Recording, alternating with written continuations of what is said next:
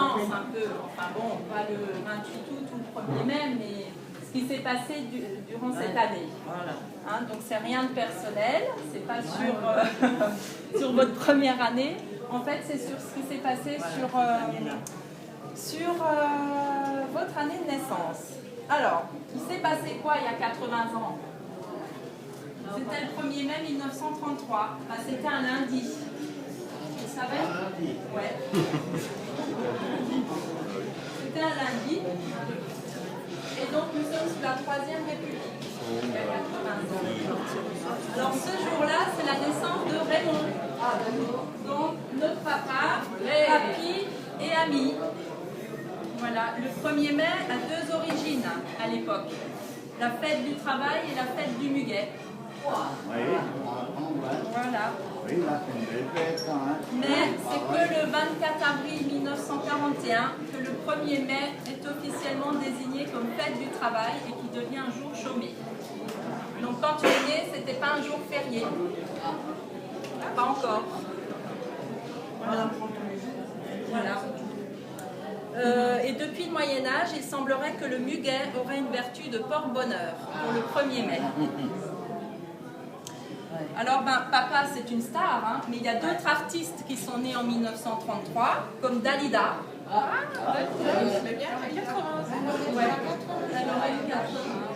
Jean-Paul Belmondo et Jacques Martin.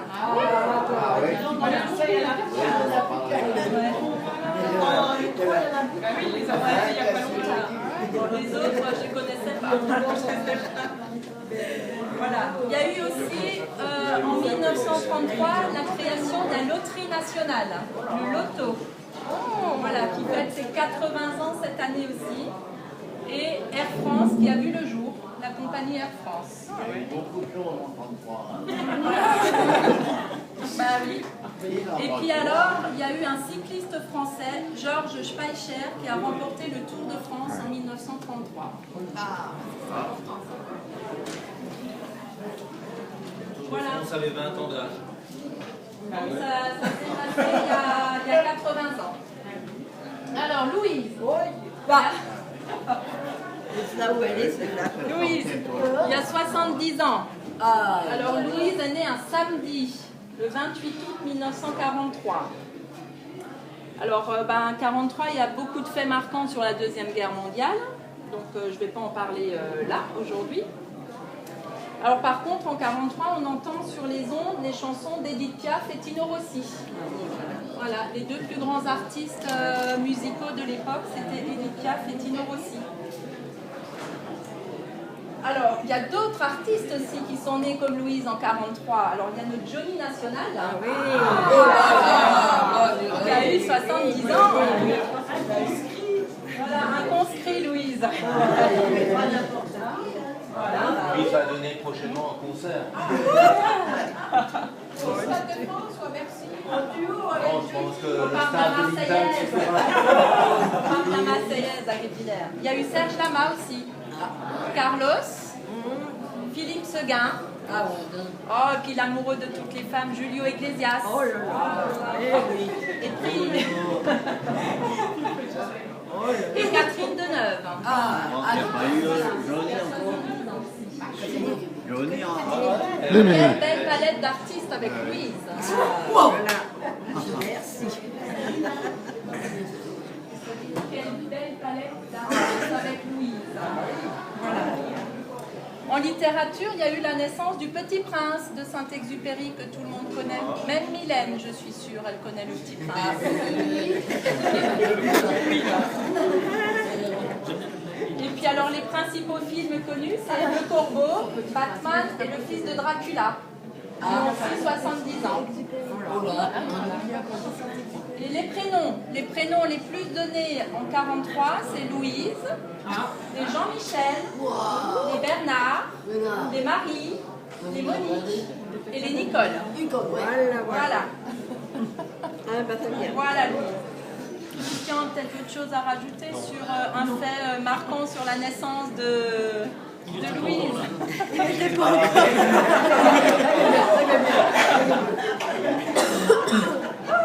Alors, Linda, 4 mai 1983. 1983. Ah bah c'est plus facile là. Hein.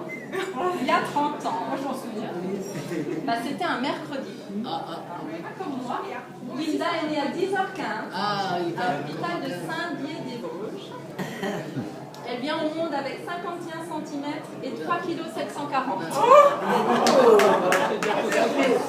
Quel beau bébé! Jeune star! On évolue dans le temps. Voilà. Pourquoi on donne le poids pour moi? Parce qu'on ne l'a pas trouvé, je ne l'ai pas trouvé sur internet. Toi, je t'ai trouvé! Je vois que c'est long là. Bah, toi, c'est long, hein? Elle a des cheveux, hein. Alors, elle est née sous le signe du taureau comme son papy Raymond. Voilà. Alors, j'ai quand même une petite anecdote de ta maman, hein, puisque Yvette avait mangé une choucroute à midi. Elle en revient de la salle d'accouchement. Elle disait, ça creuse de mettre un bébé au monde.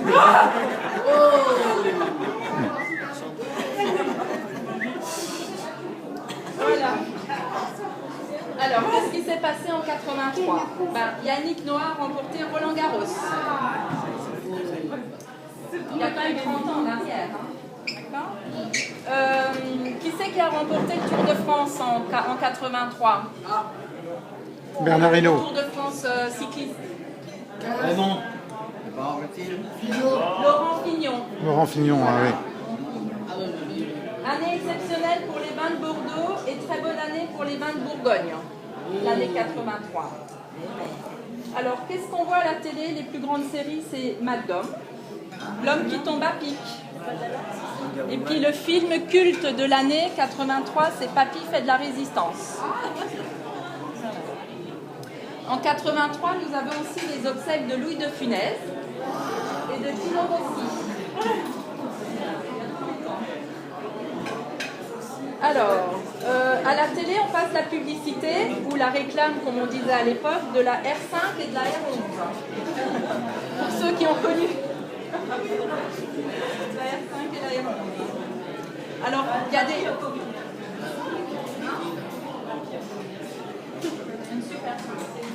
C'était un peu plus tard. Alors, il y a le tube mondial de 83, Billie Jean de Michael Jackson, ou La menteuse, elle est amoureuse de Dorothée, Toto Cutugno et les Forbans. Ouais. Il y a une grande émission de variété qui reste à l'écran pendant des années, les Champs-Élysées le samedi soir. Ensuite, il y a une émission de télévision qui est consacrée aux classiques du cinéma américain, la dernière séance présentée par Eddie Mitchell, qui est restée également de nombreuses années. Alors, naissance de stars qui fêteront également leurs 30 ans cette année. Ken B. Tu connais ces jeunes? Ah oui, Ken B. Ken B, tu connais, Emery. Grégory Le Marchal, malheureusement, elle a 24 ans. Mika. Franck Ribéry. Ouais. Amy Winehouse. Et puis Christophe Willem. Ah non, Michael Jackson est plus âgé. Alors les dessins animés préférés de Linda à l'époque, c'était les Mini-Pousses tirés du roman de Jules Verne, les Bibi Fock et puis les Barba Papa. Voilà, c'était une petite rétrospective sur ces quelques décennies passées. Donc alors à nos 3 stars du jour, Louise, Linda et Raymond, nous vous souhaitons un très joyeux anniversaire. Merci.